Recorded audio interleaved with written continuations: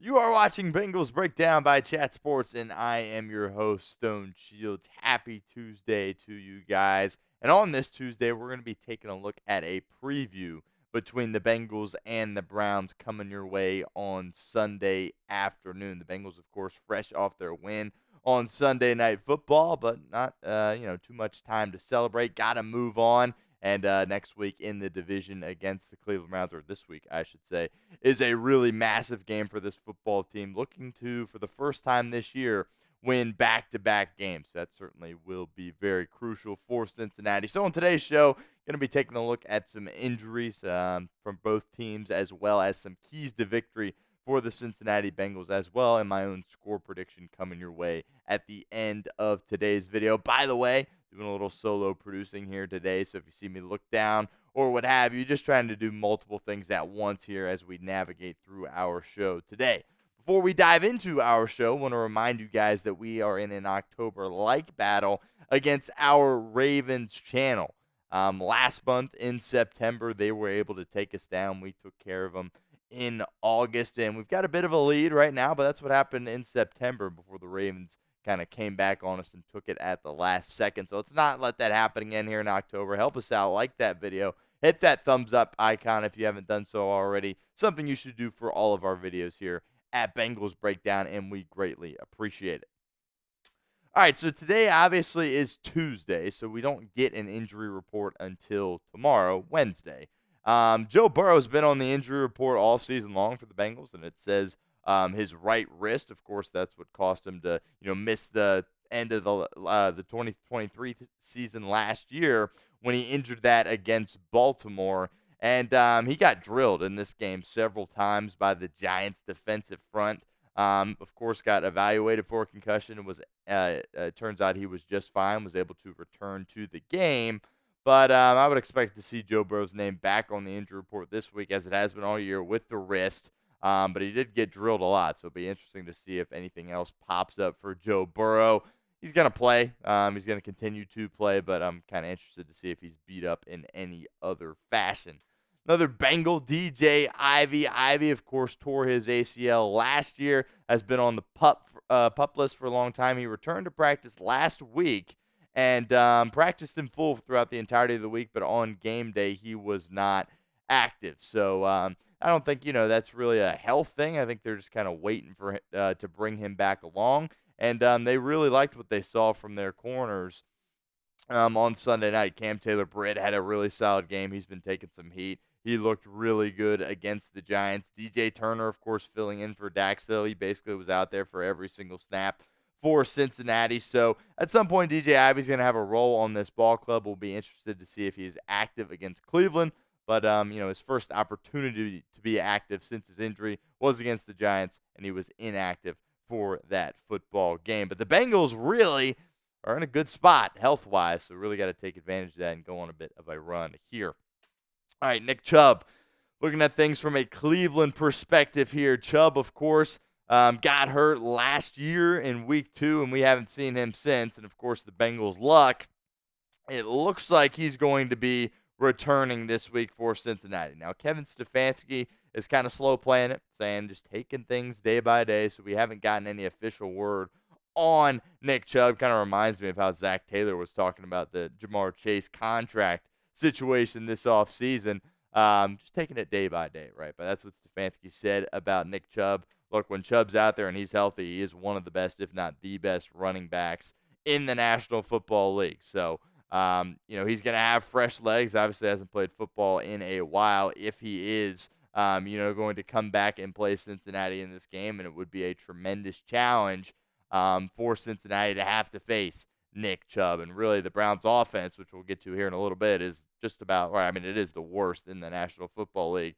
Well, he completely provides a different kind of outlook for their offense when he is out there. So if he's able to go, it'll certainly be a big factor for Cleveland and their football team.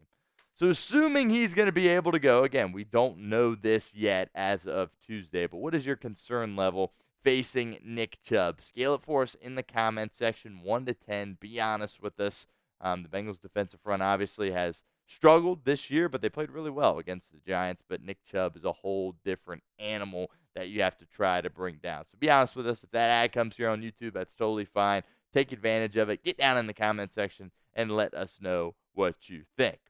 Now let's get into our keys to victory, and might as well just keep talking about Nick Chubb, right? Slow down the run. This is something we have said a couple of times in our keys to victory this season. Really is going to be big for Cincinnati because Deshaun Watson really cannot throw the football whatsoever, and those boys up front are going to have another solid game for Cincinnati in this football game. Trey Hendrickson, of course, had a couple of sacks last week. That was really good to see from a pass rush perspective. Sam Hubbard has really come on over the past couple of weeks as well.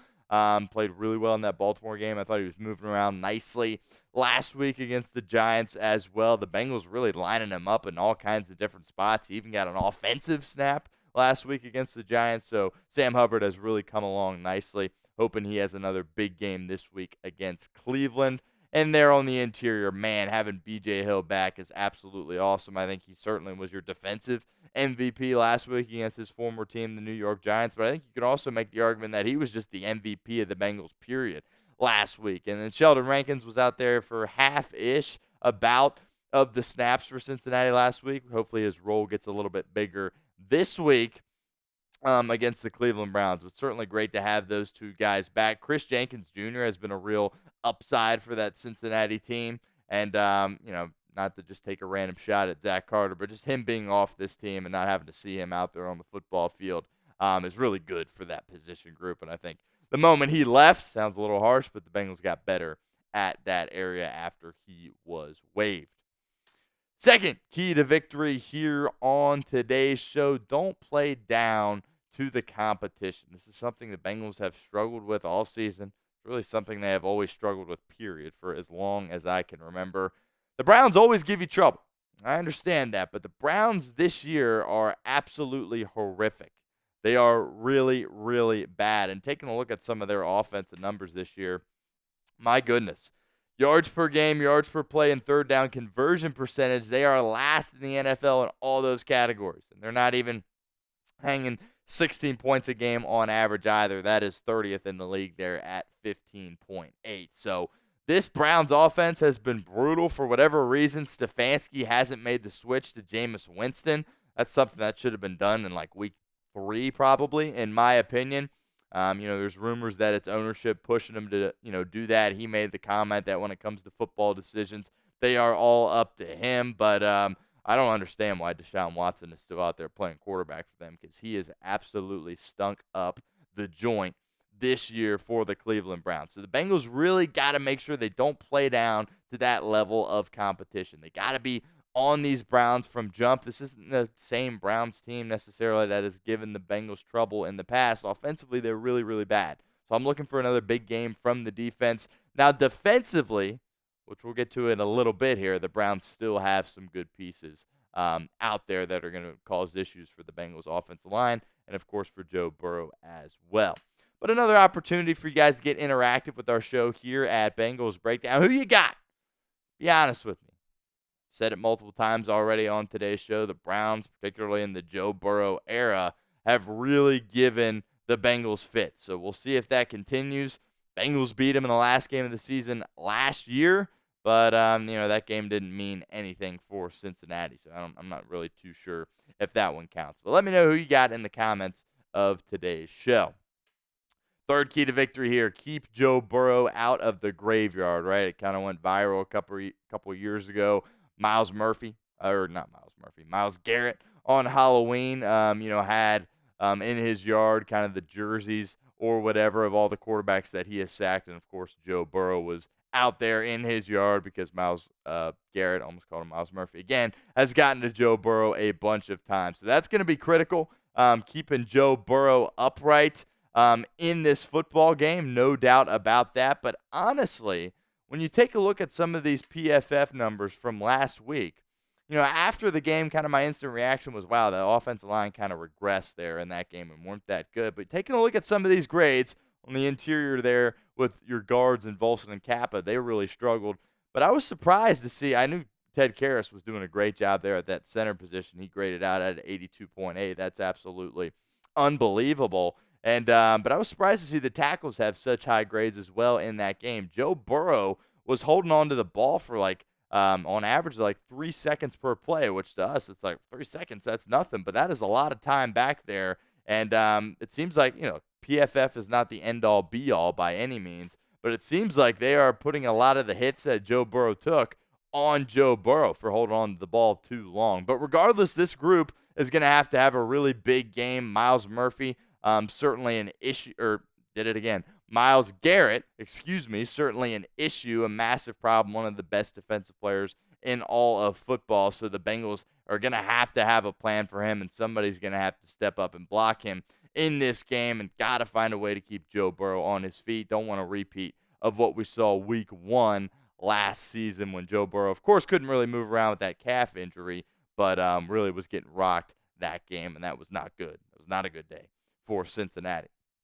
Continue with our keys to victory here in a moment, but first, want to give a shout out to our friends over at Game Time, because today's show is presented by Game Time. Game Time has a new feature called Game Time Picks that makes getting tickets to see your favorite teams play live even easier. Game Time Picks filters out the fluff to show you only incredible deals on great seats, so you don't have to waste time searching through thousands of tickets. Game Time Picks is the easiest way to find and buy tickets to live events. You want to make the trip up north to Cleveland, catch the game this weekend, you can do that. Tickets are on sale now. Head on over to Game Time and get the best deals possible. My 2 favorite features on Game Time: the seat views. Get a panoramic view from your seat in the app before you buy with Game Time. Secondly, the all-in pricing. Toggling this feature up front allows you to see your total up front, so you don't get hit with any of those surprise fees at checkout that some of those other ticketing companies can get you with. So take the guesswork out of buying tickets with Game Time. Download the Game Time app, create an account, redeem code CHATSPORTS for $20 off your first purchase. Terms apply. Again, create an account, redeem code CHATSPORTS for $20 off. Download Game Time today. What time is it? It's game time. All right, another key to victory in this game for Cincinnati is keep those third downs manageable. And I think Zach Taylor is going to have a big part to do with this. Look, I was really proud of Zach Taylor for, getting his team together, going on the road, primetime game, island game, getting the job done, getting a win. But there were some things offensively that certainly were concerning. And some situations where guys didn't look like necessarily they were on the right or on the same page. And if you're the head coach and you're an offensive coach and you're calling the plays, that certainly is an indictment on you. So the Bengals really got to make sure that they don't get behind the sticks against this Browns defense, because their secondary is really good. And, the things that Myles Garrett can do rushing the passer obviously are really good as well. Taking a look at what the Bengals have done on third down so far this year, it started out pretty rough those first couple of weeks. Even though the Bengals offense played really well against the Kansas City Chiefs, they really were not good on third down. Weren't particularly good there. Obviously not good there this past game on Sunday Night Football against the Giants. They're in the middle against the Commanders, the Panthers, the Ravens. Really had some success on third down. But, man, these AFC North games, third down is always so critical. Really in football, period, it is. But I always feel like it is a little bit more in these AFC North games. So Zach Taylor's got to do a good job of keeping the Bengals on schedule. Joe Burrow, he's got to get rid of the football. Offensive line's got to hold up. If you're in situations where it's third and short for much of the day, I think you're going to win this football game. But if you find yourselves in third and long and, really allowing that Browns front to pin their ears back, get after you, and guys that can really cover in the secondary, guys like Newsome and Denzel Ward out there in coverage, that could be challenging for you as an offense. So got to make sure that you're doing a good job on third down. Another opportunity for you guys to get interactive with our show here at Bengals Breakdown. Predict the score for me. Got mine coming up here in a couple of minutes. But predict the score of Bengals versus Browns in the comment section. Sound off. I want to know what you guys think.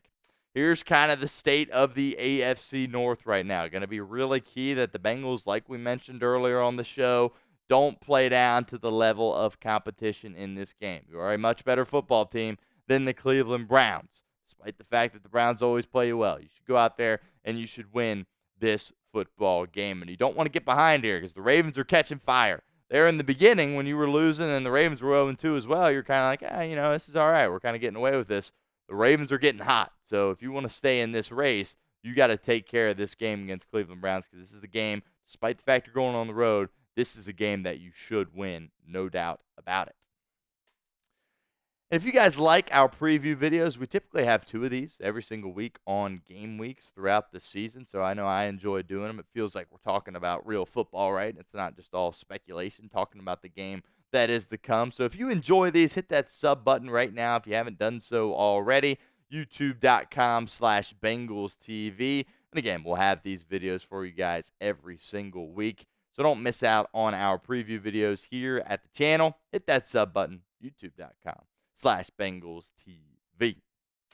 Before we get out of here, here is my score prediction. Once again, I am predicting the Cincinnati Bengals to be victorious on Sunday. I think they're going to get it done.